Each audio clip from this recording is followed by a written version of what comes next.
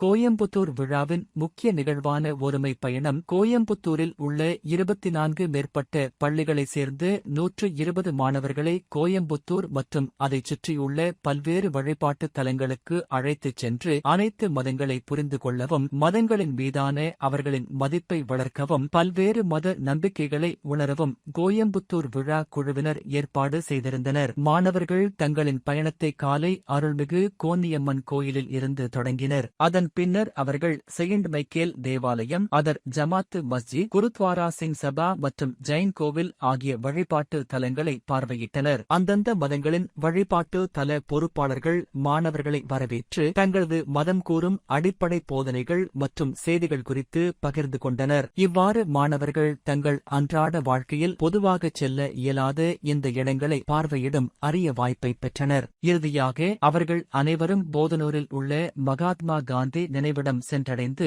நிறைவு விழாவில் கலந்து கொண்டனர். திரு விஜயராகவன் ஜி தலைமை இளைஞர் தலைமைத்துவ திட்டம் சாந்தி ஆசிரமம் மாணவர்களையும் பங்கேற்பாளர்களையும் வரவேற்றார். திரு பி.கே.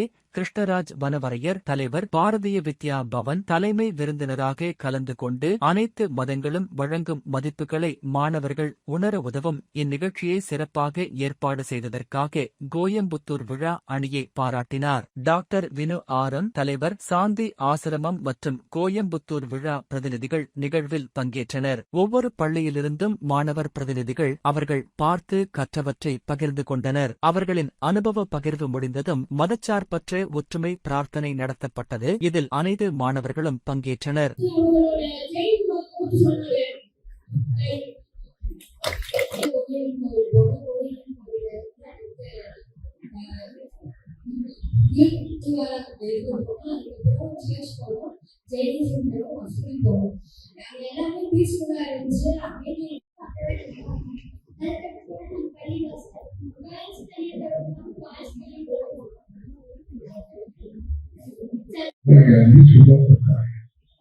பிரார்த்தனை கூட்டத்துக்கு வரும்போது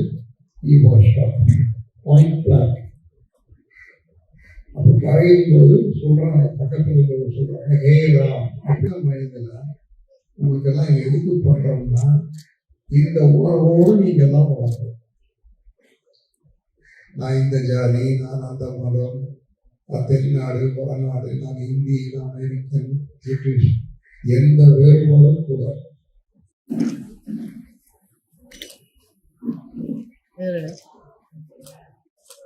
சார் வெயிட் நான் உட்காந்துங்க. ரெடி சார், ரெடி ஒன்று செய்யும்.